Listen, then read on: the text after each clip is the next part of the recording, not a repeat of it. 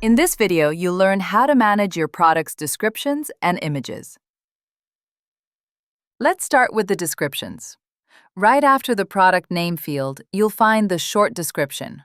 It appears above the main description and gives customers a quick, clear overview of what the product is about.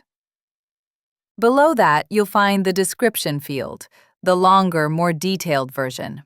Here, you can write everything you want the customer to know about the product, and you can format the text using headings, bold styling, lists, or anything that helps make the content clearer and easier to read. This editor also includes built-in AI features.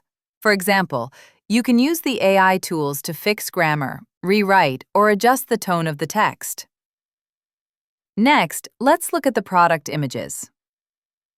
Right under the descriptions, you can add images using the Add Image button if you want to upload files from your device, or you can click Choose to choose pictures from your store's image library.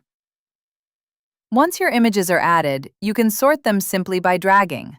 It's a good idea to place your best picture first. That one will be shown in product lists, and it will be the default image customers see when they open the product page.